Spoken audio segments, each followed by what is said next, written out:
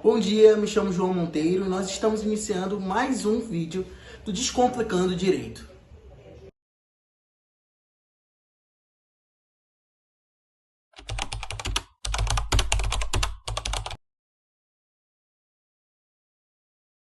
E no vídeo de hoje nós vamos aprender sobre um tema de extrema importância, a ADPF, a Arguição de Descumprimento de Preceito Fundamental. Para entender melhor sobre a ADPF, nós precisamos saber onde ela está prevista. Ela está prevista no parágrafo 1º do artigo 102 da Constituição Federal. Ela foi regulamentada pela Lei nº 9.882, no ano de 1999. Ela faz parte do chamado Controle Concentrado de Constitucionalidade, um conjunto de ações usado pelo STF, Supremo Tribunal Federal, para garantir que as leis e os atos do poder público estejam de acordo com a Constituição. Resumindo, o objetivo da ADPF é justamente de evitar ou reparar um dano ou uma lesão causada por algum ato do poder público a um preceito fundamental, seja ele um decreto, uma decisão judicial, uma omissão ou uma lei. Mas afinal, o que é um preceito fundamental? Apesar de não se ter uma definição exata em lei, tanto a doutrina quanto o STF veem os preceitos fundamentais como os principais direitos dentro da Constituição. Eles são aqueles que vão sustentar todo o sistema jurídico e democrático. Como exemplo de preceito fundamental, nós podemos citar os direitos e garantias fundamentais, as cláusulas pétreas, o regime democrático e a separação dos poderes. Assim, a ADPF ela vai servir justamente para proteger a essência da Constituição, proteger aquilo que não pode ser violado de forma alguma. Tendo isso em mente, agora podemos nos aprofundar ainda mais no tema, algo que será desenvolvido ao decorrer do vídeo. Olá, meu nome é Gabriela Stephanie, eu sou estudante de Direito na UEA e hoje eu vou aqui falar um pouquinho sobre a ADPF. O meu colega já falou o que é a ADPF e o que é um preceito fundamental. E agora eu tô aqui para falar contra o que a gente usa uma ADPF, né? Para que ela serve, o que ela ataca. Para ser bem simples e direta, a ADPF ela tem um conceito bem amplo. Ela é bem tapa-buraco mesmo. A gente usa ela quando a gente não pode e não consegue usar nenhuma outra, como a ADI, por exemplo. Então a gente vai focar aqui em dois pontos principais em relação à ADPF. Dois pontos que nenhuma outra ação alcança. O primeiro ponto, talvez o ponto mais conhecido, é quando a gente fala sobre os atos normativos municipais, né? As leis municipais. Então vamos lá. Se a gente tem um prefeito, né, ou vereador ali da Câmara dos Vereadores que propõe uma lei que seja diretamente contra a Constituição Federal, a gente não consegue entrar com uma ADI, porque a ADI só serve para leis federais e estaduais. Então a gente vai fazer o quê? A gente entra com uma ADPF, porque eu posso usar uma ADPF contra leis municipais, atos normativos municipais. A ADPF é a única que consegue chegar no âmbito municipal. Então é por isso que a gente usa ela. Então vamos a um exemplo. Vamos supor que o prefeito X falou: estou proibindo agora de pessoas de um partido contrário ao meu de se reunirem. Não pode mais reunir. Isso fere o direito à reunião que a Constituição propõe. Assim como, né, a existência de múltiplos partidos, a liberdade de expressão e etc. Isso seria inconstitucional. O que eu faço? Eu entro com uma ADPF. O segundo objeto extremamente importante da ADPF são as leis pré-constitucionais. O que é uma lei pré-constitucional? Ora, é uma lei que foi criada antes da nossa Constituição de 88. Então vamos lá. Tem uma lei de 1970, no meio lá do regime civil-militar. É uma lei que muito provavelmente iria ferir um ou alguns dos nossos direitos constitucionais que são previstos na Constituição de hoje. Só que a gente não pode usar uma ADI, porque a ADI ela só serve para leis constitucionais, do direito constitucional atual, ou seja, de 88 para cá. O que eu faço quando uma lei que foi criada antes da Constituição não pode ser recepcionada pela nova Constituição? A ADPF, para isso que ela serve. Resumindo, eu posso usar uma ADPF para leis federais, estaduais, municipais, antes ou depois da Constituição, quando não couber, outra ação de controle de constitucionalidade, como a ADI. Mais do que isso, eu posso usar uma ADPF, além desse conceito extremamente amplo, para omissões do poder público, para atos administrativos que não são leis, como um decreto, uma portaria, ou então decisões judiciais, que é um caso mais raro, mas que acontece, como, por exemplo, a ADPF 347 sobre o sistema prisional. Então, no todo, a ADPF a gente pode usar ela como um controle de constitucionalidade voltado aos poderes. Então, uma política de poder público que vem do executivo, uma lei ali que veio do legislativo, uma decisão judicial que veio do judiciário, todas elas podem ser objetos de ADPF se elas forem diretamente contra um preceito fundamental previsto na Constituição, e se não houver nenhuma outra ação que possa ser tomada contra ela. Agora que a gente já sabe o que é uma DPF e contra o que ela pode ser usada, quando ela pode ser usada, o nosso colega vai explicar para vocês quem pode propor, quem são os legitimados que podem propor. Muito obrigada, até mais. E aí, gente, eu me chamo Elias e agora que vocês já sabem o que é uma ADPF e o que pode ser questionado por meio dela, irei eu explicar agora para vocês quem pode propor uma ADPF, ou seja, quem tem legitimidade ativa para entrar com essa ação no Supremo Tribunal Federal. A legitimidade ativa ela é o direito de provocar o STF para que ele analise a violação de um preceito fundamental, se houve a violação de um preceito fundamental. E no caso da ADPF, os legitimados são os mesmos da ADI e da ADC, que estão previstos no artigo 103 da Constituição Federal. Seria, no caso, o Presidente da República, a mesa do Senado Federal, a mesa da Câmara dos Deputados, o Procurador-Geral da República, os governadores estaduais e do Distrito Federal, as Assembleias Legislativas ou a Câmara Legislativa do DF, o Conselho Federal da OAB, partidos políticos com representação no Congresso Nacional e as confederações sindicais ou entidades de classe em âmbito nacional. Esses são os únicos que podem propor uma DPF ao Supremo Tribunal Federal. Porém, eles não atuam todos da mesma forma. A doutrina e o STF dividem os legitimados em dois grupos, legitimados universais e os especiais. Os universais seriam aqueles que não precisam demonstrar interesse específico em um tema, porque eles já representam a sociedade como um todo. Seria o presidente, a mesa do Senado e da Câmara, o Procurador-Geral da República, o Conselho Federal da OAB. Entendem? Eles não precisam demonstrar um interesse em um tema específico, porque já representam a sociedade como um todo. O que é totalmente diferente dos especiais, que já precisam demonstrar a chamada pertinência temática. Ou seja, o ato questionado deve ter relevância direta com os objetivos da instituição que propõe a ação. Um partido político, por exemplo, só pode propor uma ADPF em um tema que esteja diretamente relacionado à sua atuação política ou ideologia. No caso de uma entidade de classe no âmbito nacional, como a Confederação Nacional da Indústria, só pode propor uma ADPF que esteja diretamente relacionada ao tema das indústrias. Vamos supor que uma confederação de médicos tenta propor uma ADPF relacionada a direitos eleitorais. O STF já negaria de cara porque não tem a pertinência temática com a área médica. Esse filtro é importante, gente, porque ele evita que as ADPFs sejam usadas de uma forma política ou desnecessária. A ideia é que só quem realmente tem interesse e relevância no assunto e também um alcance nacional possa questionar a respeito da violação de algum preceito fundamental. Então é isso, gente. Espero que vocês tenham entendido. Passo a palavra agora para o próximo colega. Caráter subsidiário de uma ADPF, baseado na doutrina de Alexandre de Moraes. Me chamo César dos Santos Sarmento. Olá, professor. Olá, estimados colegas.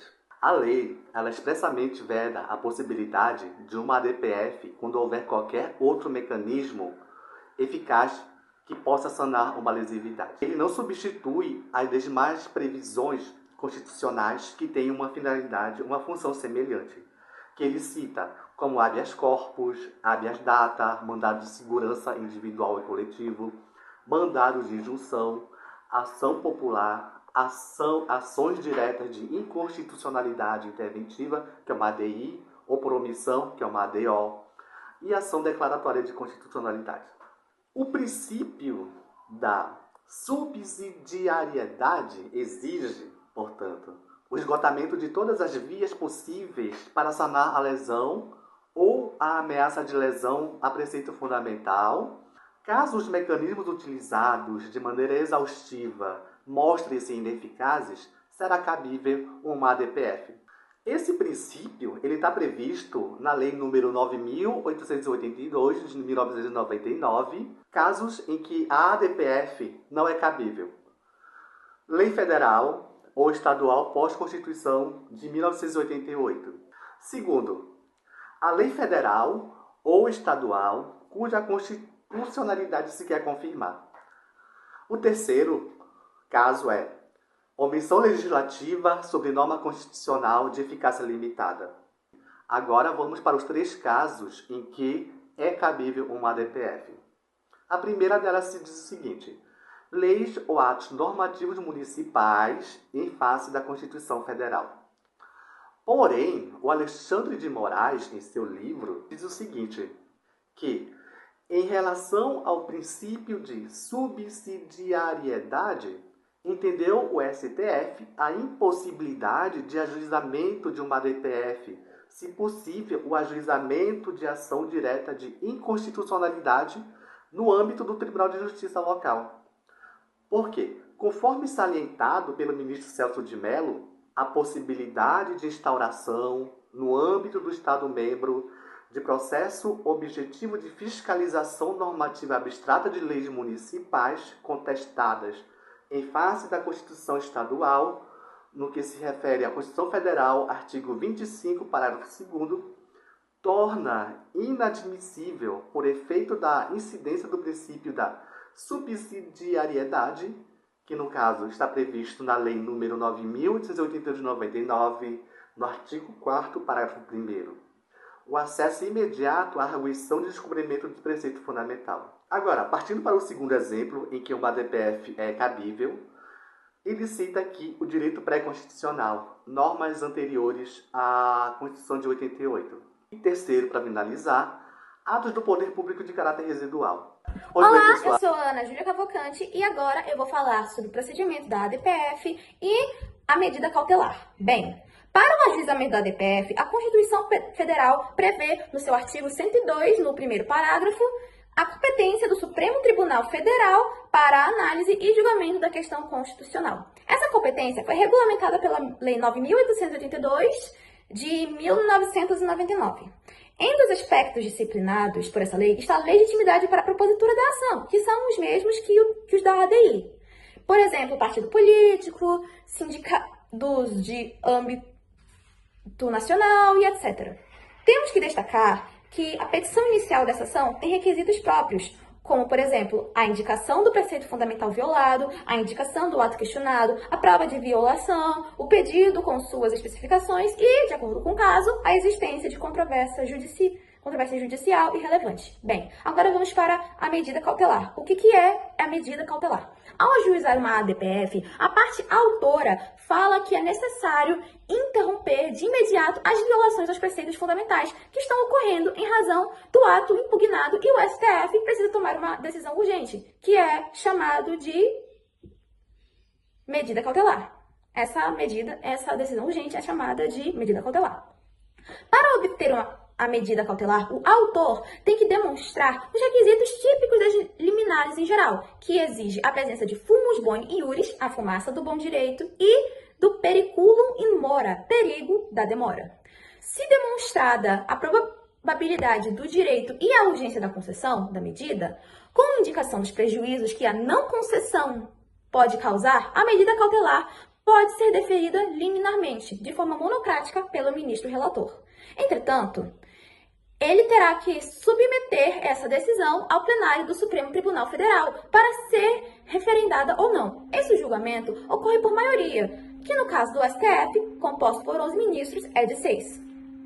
Após a concessão da cautelar, o ministro relator determina a intimação das partes, requerente e requerido, a Procuradoria-Geral da República e a Advocacia-Geral da União, para apresentação de parecer e de defesa do ato impugnado.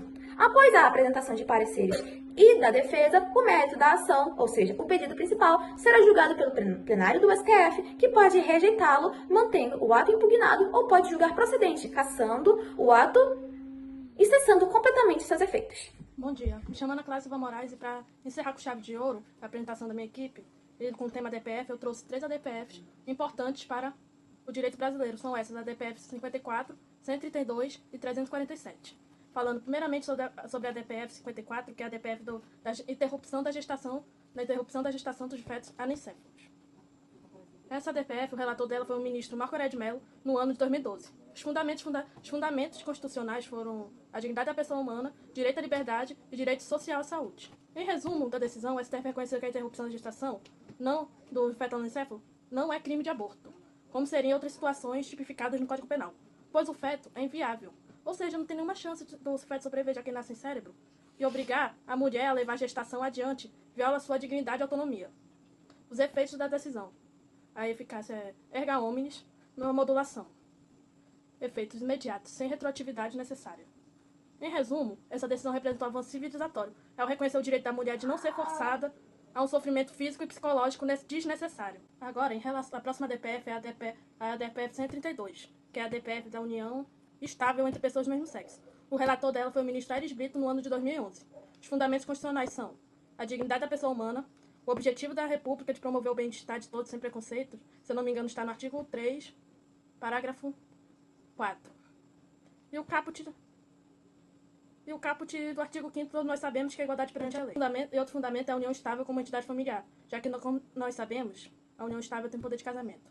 A decisão foi o seguinte: o STF reconheceu as uniões homoafetivas como entidade familiar, com os mesmos direitos das uniões heterossexuais, com direito a patrimônio, pensão, adoção e etc., entre outros.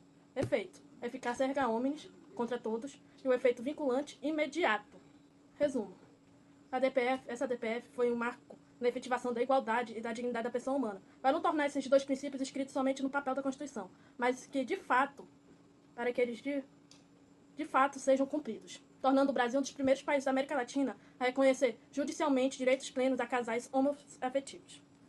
A próxima DPF, e a última dessa aula, é a DPF 347, o estado inconstitucional do sistema prisional. Também o relator dela foi o ministro Marco Aurélio de Mello, no ano 2015. Os fundamentos, como vocês já podem imaginar, dignidade da pessoa humana, integridade física e moral dos presos e o princípio da eficiência administrativa. A decisão foi o seguinte: o sistema carcerário brasileiro, como é público e notório, vive um estado de coisa constitucional, caracterizado por superlotação, falta de assistência médica e violência generalizada.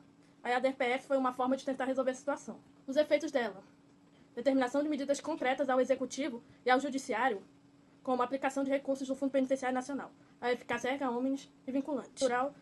Essa DPF foi um passo histórico a admitir que a violação de direitos fundamentais pode ser estrutural e generalizada dentro da estrutura estatal, exigindo políticas públicas coordenadas e a situação conjunta de todos os poderes e entes da administração pública. Esse foi nosso trabalho. Muito obrigada pela atenção de todos. Espero que tenham gostado.